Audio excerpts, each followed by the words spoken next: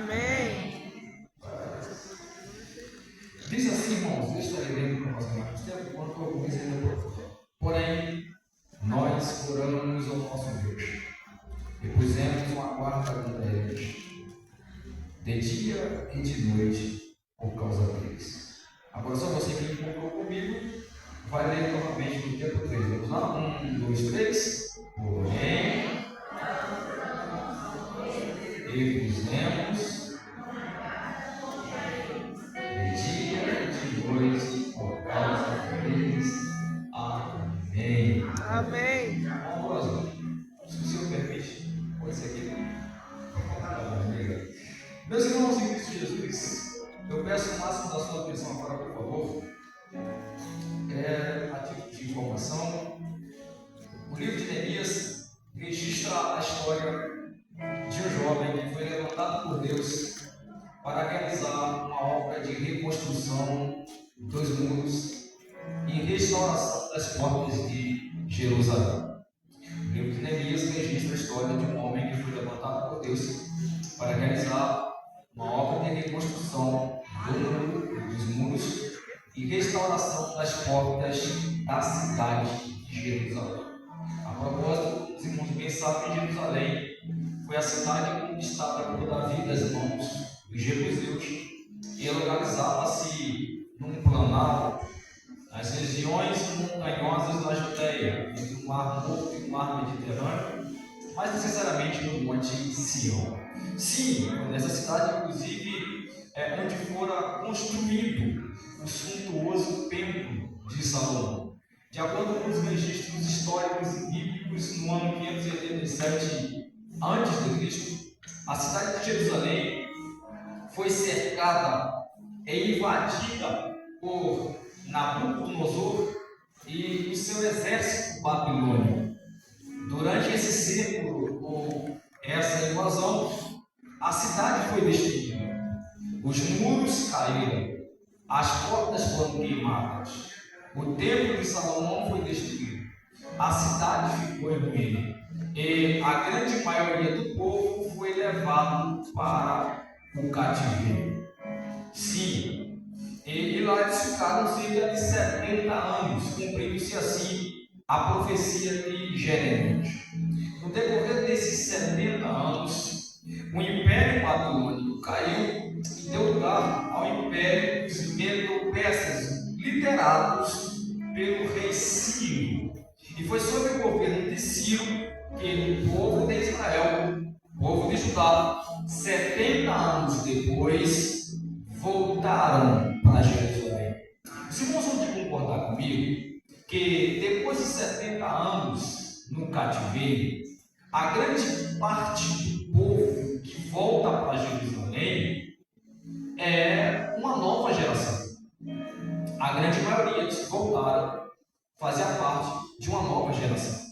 Ou seja, de uma geração que nasceu na Babilônia ou no cativeiro, que não viram o templo de Salomão, que não viveram o templo de glória de Jerusalém. Por isso, quando eles saem do cativeiro, eles saem cheios de alegria. É nesse contexto, inclusive, que registra assim o cântico, Salmo 126, em que eles louvavam dizendo: quando o Senhor nos tirou do cativeiro, estávamos como os que sonham, e a nossa boca se encheu de riso, e a nossa língua se encheu de cântico. E dizia-se entre as nações: grandes coisas fez o Senhor a estes. Sim, grandes coisas fez o Senhor por nós, por isso estamos alegres. Alegria invadia o coração do povo. Porém, essa alegria, irmãos, terminou, acabou no momento em que eles chegaram em Jerusalém. Por quê? 70 anos depois, quando eles chegam em Jerusalém, o que eles encontram? Encontram uma cidade destruída, muros fendidos, caídos, portas queimadas, e de maneira que aquela alegria se transforma em tristeza. E é nesse contexto de destruição, de miséria, de tristeza, que jovem por nome de Neemias, filho de Acalias, um jovem rico que morava nas fortalezas de Suzã, aproximadamente 1.500 quilômetros de distância de Jerusalém. Observando o livro de Neemias, eu quero chamar a sua atenção rapidamente para 3 informações acerca desse personagem. Primeiro, seu nome. O nome Neemias significa aquele a quem Deus consola, ou consolado por Deus. A segunda observação está relacionada à sua função, ao seu cargo. Neemias é identificado no seu livro como mordomo, ou em outra versão, como copeiro do rei Artaxerxes.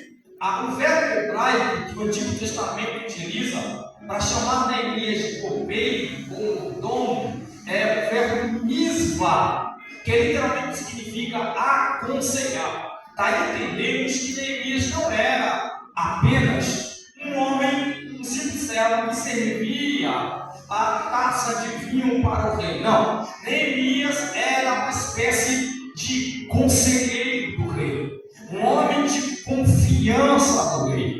Mas me chama a atenção ainda, irmãos, uma terceira informação que é uma qualidade entre tantas que Neemias tinha e que não pode faltar na vida de um homem e de uma mulher de Deus. E que qualidade é essa, pregador? Essa qualidade chama-se empatia. Você pode repetir comigo e diga empatia.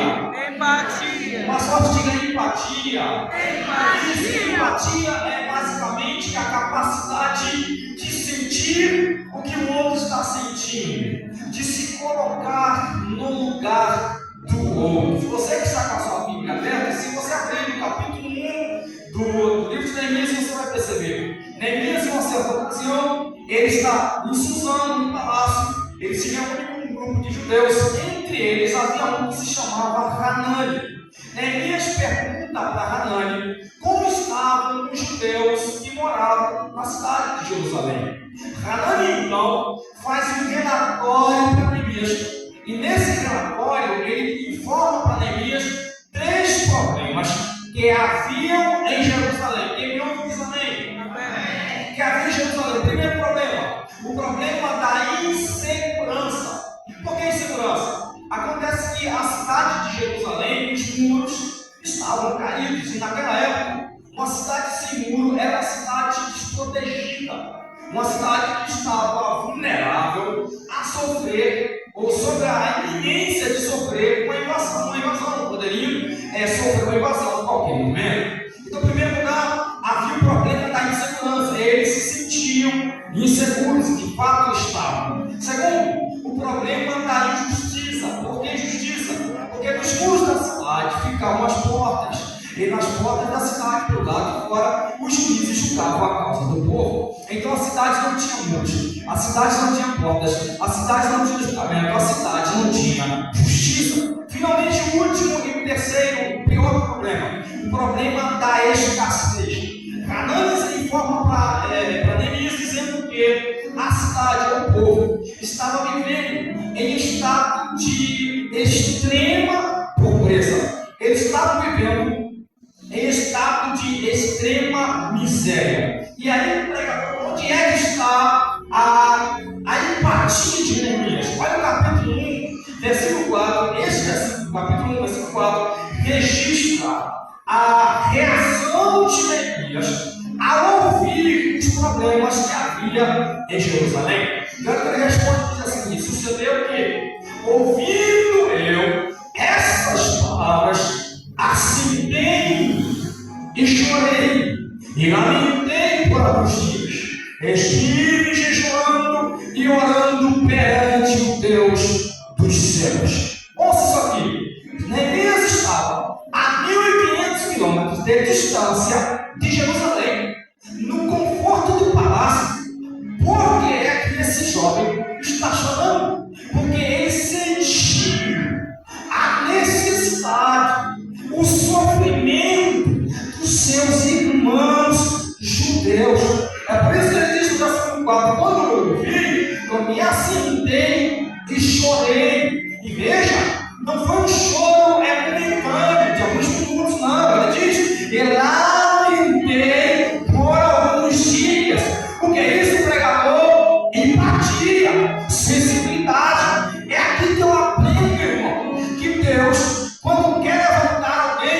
fazer a sua obra. Deus não levanta, pastor Jorge, pessoas frias, insensíveis, apáticas, pessoas que não têm sensibilidade. Por quê? Porque a obra de Deus é muito mais do que o aspecto físico. A obra de Deus é muito mais do que construir templos. Aleluia! A obra de Deus é muito mais do que realizar cidades.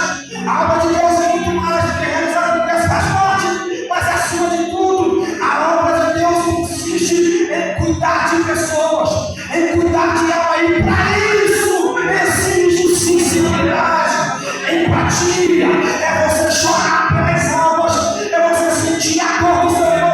Isso se chama empatia, sensibilidade. Aleluia! Sim. Agora você, quando eu leio o capítulo 1, versículo 4, a partir do versículo 4, os capítulos a seguir, eu ouso, me permito, meus irmãos, dividir a história de Neemias em 3 momentos. Primeiro momento, Neemias está chorando e lamentando. Segundo momento, versículo 4, Neemias está jejuando e orando. Terceiro momento, capítulo 2 a seguir, Neemias está trabalhando. No primeiro momento, Neemias está chorando. No segundo momento, Neemias está orando. No terceiro momento, Neemias está trabalhando. Ou seja, no primeiro momento, Neemias está chorando pelo povo.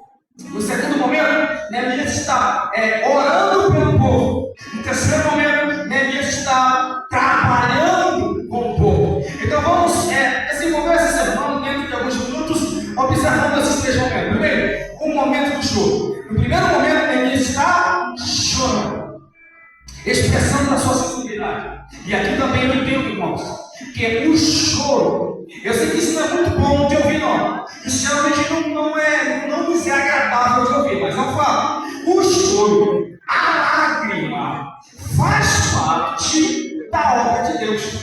Todo homem, toda mulher que foi chamado por Deus para fazer a sua obra, deve ter isso em consciência, na sua mente. Você vai passar por um momento de choro, você vai passar por um momento de lágrima. Na verdade, irmão, Deus exige de você as tuas lágrimas, o teu choro, porque isso é um sinal claro de que você se importa com a obra de Deus.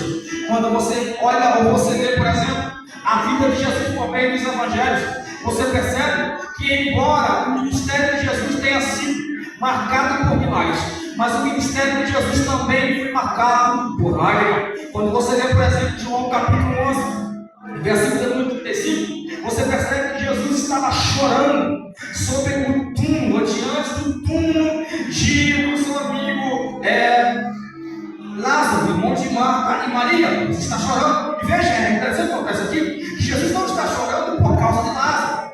Não que ele não amasse Lázaro, não é isso. Mas ele mesmo deixa claro para os seus discípulos, nos versículos anteriores, que a morte de Lázaro era proposital. Deus havia permitido que Lázaro morresse para quê? Através da ressurreição de Lázaro, seu nome fosse glorificado. Então Jesus não está chorando por Lázaro. Por que ele está chorando? Ele está chorando pelo luto de Marta, pelo luto de Maria, porque Jesus se importa com os sentimentos das suas amigas.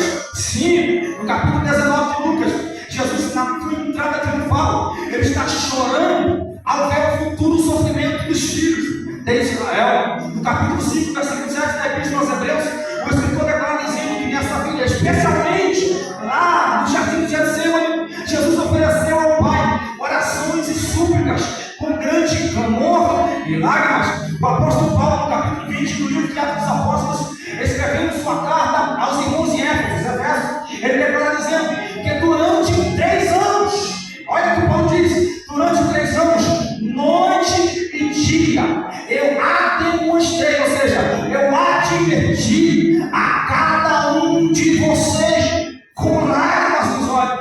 Ou seja, Deus exige, todo homem, toda mulher que é chamado por Deus, Deus exige que você deixe no altar as suas lágrimas, as lágrimas de intercessão, as lágrimas de clamor, pelas almas que se perdem, pela carência da obra, pela necessidade da obra. Mas a Paulo diz, irmão, é que as lágrimas têm valor para Deus. Deus se importa com as nossas lágrimas. No segundo livro dos Reis, no capítulo 20, o versículo capítulo 5, a Bíblia nos diz que Deus viu as lágrimas do rei Ezequias. No capítulo do Salmo 56, no verso 8, a Bíblia nos diz que Deus recolheu as lágrimas do rei Davi. No livro do Apocalipse, no capítulo 17, no versículo 7, ou no capítulo 17, versículo 17, a Bíblia nos diz que Deus enxugará dos nossos olhos toda a lágrima. No Salmo 30, o salmista nos libera a palavra profética dizendo que o choro pode durar uma noite, mas a alegria virá para o amanhecer. O que a Bíblia está nos dizendo, irmão, é que é o tempo do choro, o tempo da lágrima. Deus estabeleceu um limite de duração.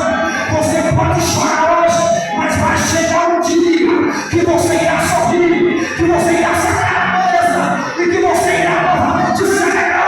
Porque Deus é Deus de alegria, Deus é Deus de vitória. Quando você recebe essa palavra nessa noite, levante a sua voz. Glória a Deus.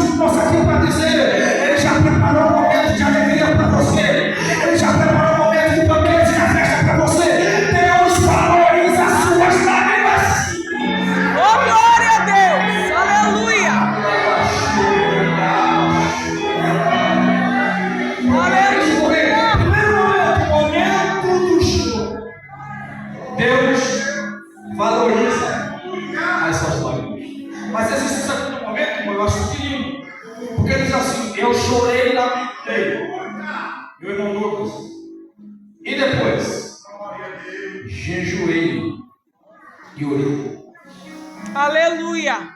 Neemias entendia que só o choro não é suficiente. Meu Deus. Deus se agrada quando você chora em favor de alguém, mas só o choro não é suficiente.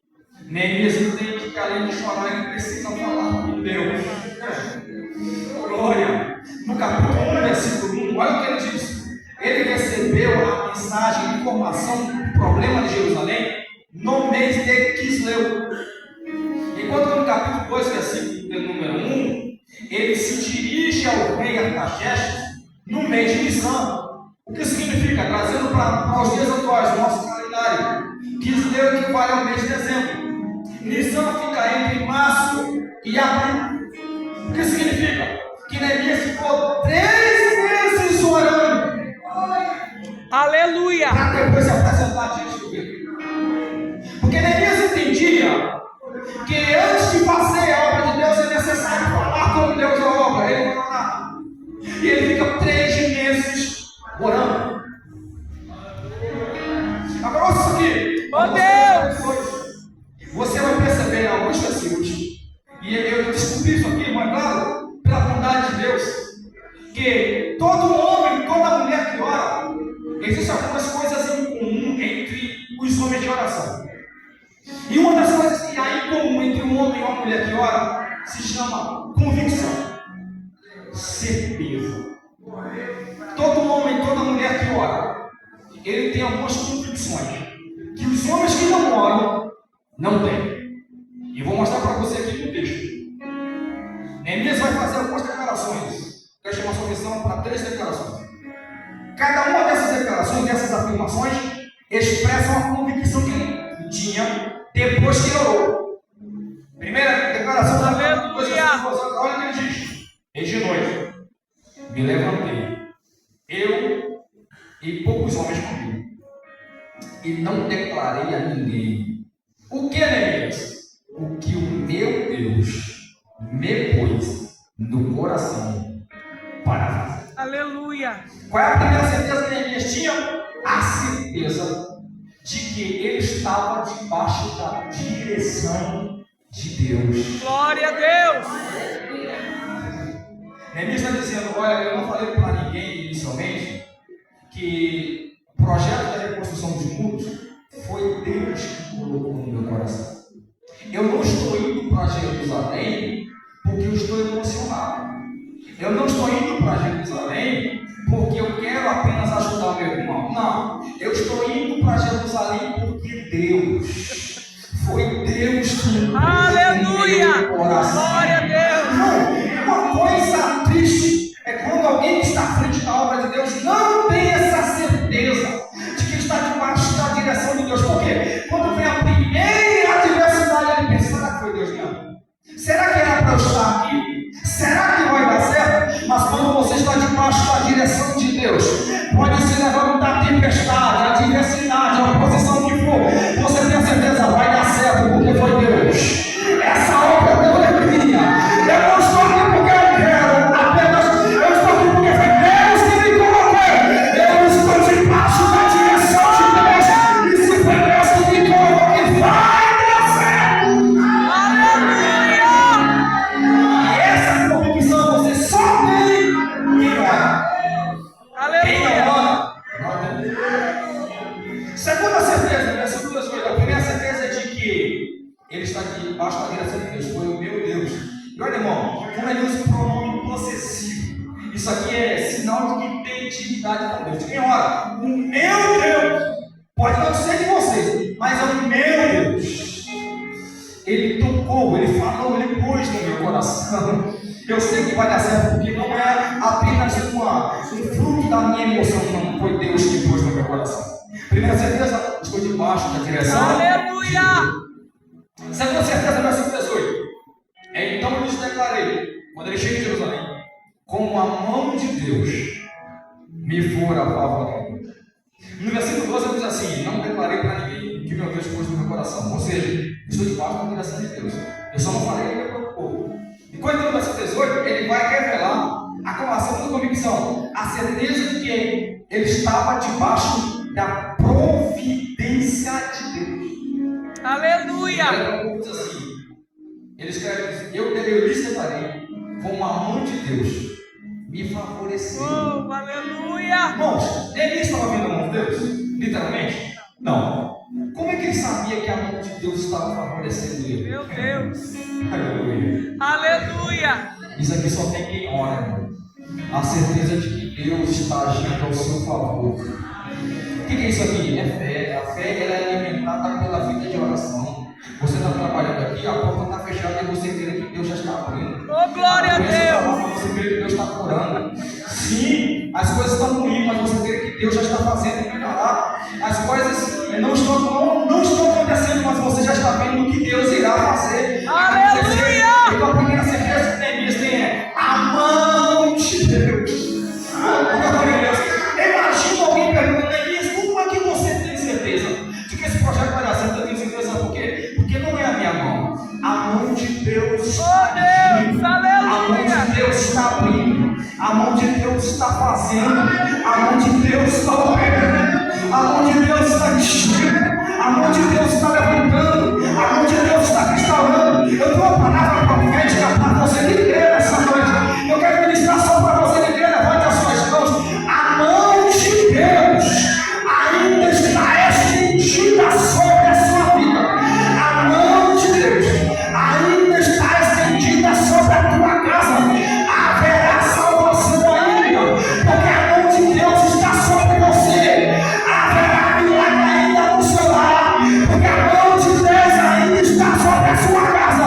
Haverá uma mudança de cativeiro, porque a mão de Deus está estendida sobre a sua vida.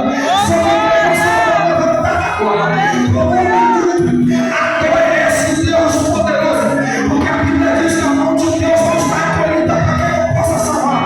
Mas a mesma Bíblia diz que aquele que se humilha de prostrado diante de Deus, ele exalta. A mesma Bíblia nos diz que Deus nos toma pela mão direita e diz: eu te ajudo.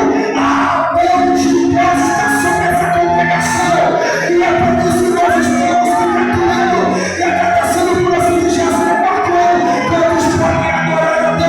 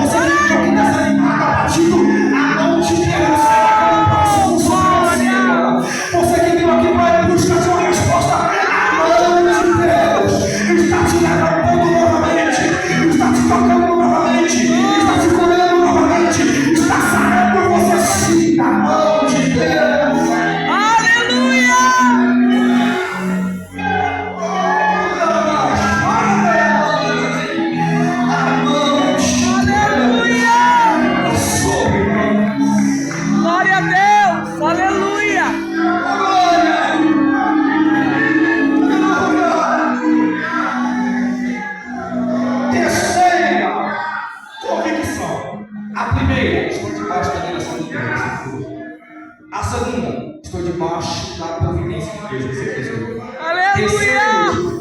quando os inimigos aparecem para Neemias e começam a zombar, olha a resposta dele, versículo 20.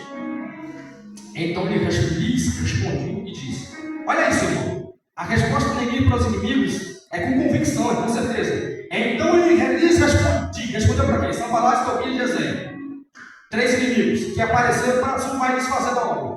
E a resposta de Neemias é: o Deus do céu Aleluia!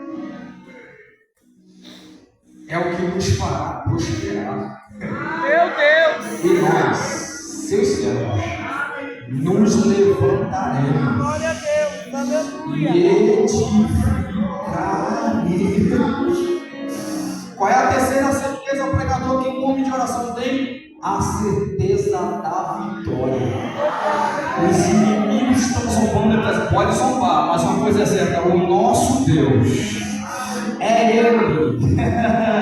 Não sou eu, não é o pastor, não é o pregador, não é o prefeito da cidade, não é o governador, é Deus que vai nos dar a vitória. Está difícil, está faltando recurso, tá? As coisas estão complicadas, estão, mas o nosso Deus nos fará prosperar. Ele é maior do que os nossos problemas, só tem essa certeza que ora. Aleluia! Oh, glória! Aleluia! Diz o texto, irmãos, que em 52 dias a obra foi realizada, os muros foram erguidos. E aí, para que isso acontecesse, Neemias teve que enfrentar 3 desafios. Primeiro, o desafio da intercessão, no versículo 2, é quando ele se apresenta diante do rei, o rei percebe a sua tristeza em 2:17. Segundo, o desafio da convocação, capítulo 3, Neemias chega em Jerusalém e reúne 38 grupos de pessoas para fazerem a obra. Terceiro desafio, capítulo 4, desafio da oposição. Neemias enfrenta 2 tipos de oposição: a oposição externa, que veio de fora, e a oposição interna, que veio de dentro. E convenhamos, todo homem, toda mulher que quiser, se dispõe a fazer a obra de Deus, vai enfrentar oposição. Jesus enfrentou oposição. José enfrentou oposição. Moisés enfrentou oposição. Elias, com os profetas de Baal, enfrentou oposição. A oposição faz parte da obra. Não pense que você foi chamado, todo mundo vai te abraçar, todo mundo vai gostar de você. Não. Sempre o inimigo vai levantar alguém para dizer: não vai dar certo. É melhor parar. Olha, esse negócio aí não é para você, você não leva jeito. Aleluia. Porém, irmãos, todos aqueles que se dispõem a fazer a obra de Deus é sempre vitorioso. E aí nós temos a resposta. Aleluia. Olha o que ele diz: quando os inimigos se apresentam usando alguma estratégia, como por exemplo a estratégia do desânimo, quando ele chega no capítulo 4, versículo 3, olha o que diz, capítulo 4, versículo 3: e estava com ele Tobias, uma bonita diz, no versículo número 2, chega Tobias, Ananias e Gesem, Sanbalate, Tobias e Gesem, e eles chegam dizendo: olha, vocês não vão conseguir reconstruir esse muro, vocês são fracos. Aí Tobias, o amonito, chega diante do povo e diz assim: ainda que vocês consigam reconstruir, vindo uma raposa, derrubará facilmente o muro de vocês. O que é isso? Palavra do desânimo. Vocês são fracos, vocês não têm jeito, vocês não levam jeito. E se vocês conseguirem fazer a obra, vai dar errado no final. Não vai valer a pena. Mas olha a resposta de Neemias. No versículo 6 ele diz assim: assim edificamos o muro. E todo mundo se encerrou até essa metade, porque o coração do povo se inclinava para trabalhar. Enquanto os inimigos zombavam, o povo trabalhava. Aleluia. O que é isso? Foco. Neemias está dizendo: não vamos dar atenção aos inimigos, porque o sucesso da obra não depende da opinião dos inimigos. Meu O Deus. sucesso da obra depende da nossa disposição e da nossa fé diante de Deus. Mas no versículo 9 é certo. O que Neemias diz? Oh, Deus. Os inimigos ligaram-se todos para atacar Jerusalém. Aí Neemias responde no versículo 9: porém, nós, moramos junto comigo, nós, oramos ao nosso Deus. Sabe o que eu acho lindo, irmão? Meu Deus. Esse Neemias diz no singular: ouvindo eu essa palavra, chorei, lamentei e chorei. Orei uma sinéia. No versículo 4, capítulo 1, ele está orando sozinho. Meu Deus. Ele não depende da oração do povo. Eu orei. Meu Ninguém Deus. quis orar, mas eu orei. Ninguém quis chorar comigo, mas eu chorei. Mas agora, no capítulo 4, ele diz assim: Aleluia. porque o homem de oração, ele contagia os outros. Ore, Senhor. No capítulo 1, Deus está usando um homem, meu Deus. Meu Deus. Agora, no capítulo 4, Deus está usando um povo para orar. E sabe o que eu aprendo com isso, irmão? É que Deus não depende de quantidade para fazer a obra. É verdade. Deus que usa a multidão, no capítulo 4, é o mesmo Deus que usa um homem no capítulo 1. Você lembra da história de Gideão, Juízes capítulo 6, a seguir? Quando Deus levanta Gideão para guerrear contra os amonitas, amalequitas e o povo do Oriente, do Leste, Gideão consegue reunir um grupo de um exército de 32 mil soldados. Só que esse grupo vai reduzindo. De 32 mil, caiu para 10 mil. 22 mil foram embora. De 10 mil, esse número foi reduzido para 300. 9.700 foram embora. Então, de 32 mil, resumiu-se em 300 homens que Deus usou para vencer a guerra. E aqui que eu quero que você entenda: Deus não depende de muita gente para fazer. Meu Deus. Deus não depende de coisa. Deus não depende de capacidade. Quando Deus quer, Deus usa 32 mil. Quando Ele quer, Deus usa 300. Quando Deus quer, Deus usa 32 mil. E quando não tem 32 mil, Ele usa 10 mil significado. E se não tiver os 10 mil significado, Ele vai usar os 7 mil. Meu Deus. Se converteram diante da segunda pregação de Pedro. Meu E Deus. se não tiver os 7 mil, Ele vai usar os 5 mil. Ou melhor, os 3 mil que se converteram diante da primeira pregação de Pedro. E se não tiver os 3 mil, então Ele vai usar os 600 homens que estavam nas cidades e bairros. E se não tiver os 600, Ele vai usar os 500 que estavam no Monte das Oliveiras quando Jesus subiu ao céu.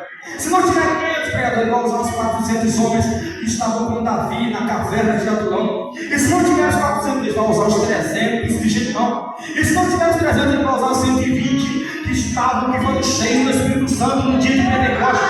E se não tiver os 120, Ele vai usar os 100 homens que não comeram sobre a mesa de Jezabel. E se não tiver os 100 homens, então Ele vai usar os 70 anciãos que receberam a unção pela mão de Moisés. E se não tiver os 70, então Ele vai usar os 50 homens que tiraram os inimigos do calabouço. E se não tiver os 50, Ele vai usar os 37 valentes de Davi. E se não tiver os 37, Ele vai usar os 24 sacerdotes que trabalhavam no tabernáculo. E se não tiver os 24, Ele vai usar os 12 apóstolos. E se não tiver os 12 apóstolos, Ele vai usar as 5 virgens prudentes que tinham azeite na lamparina. E se não tiver as 5 virgens, Ele vai usar os 4 leprosos que entraram na cidade de Jerusalém. E se não tiver os 4 leprosos, Ele vai usar os 3 jovens, Sadraque, Mesaque e Abednego, que se não se curvaram diante da estátua de Nabucodonosor. E se não tiver os 3 jovens, Ele vai usar 2.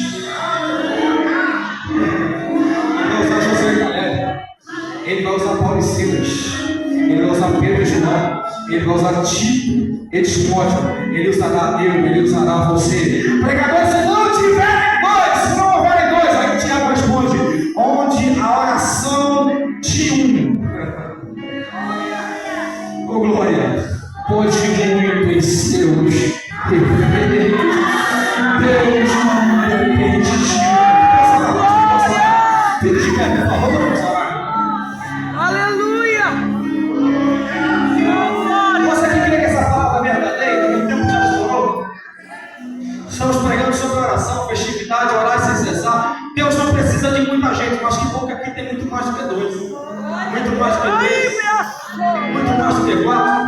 A pergunta é se você é homem de oração ou não, se você é uma mulher de oração ou não. Irmão, quando o povo não quiser orar, ore você. Quando a sua esposa não quiser orar, ore você. Quando o seu marido não quiser orar, ore você. Quando a congregação não quiser orar, ore você. Deus não precisa de muito, Ele precisa de alguém que esteja disposto a orar, disposto a clamar, porque a oração de pode muito em seus efeitos. Eu quero saber quem está disposto a orar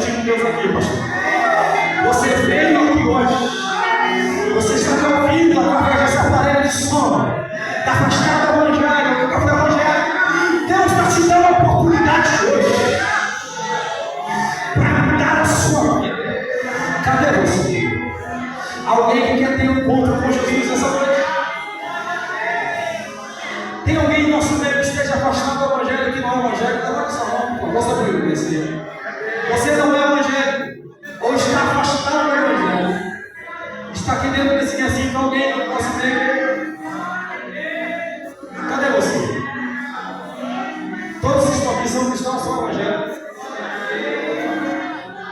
Só salvo, né? Olha só você que é crente. Só você que crê em Jesus. Só crê, por favor. Só você que crê em Jesus. Só você que é salvo. Aleluia. Glória a Deus. Receba essa palavra nessa noite. Não pare de orar. A vitória vem depois da prova. Amém, Jesus. Quando você lê essa palavra, levanta suas mãos. Amém. Obrigado. Jesus. Glória a Deus.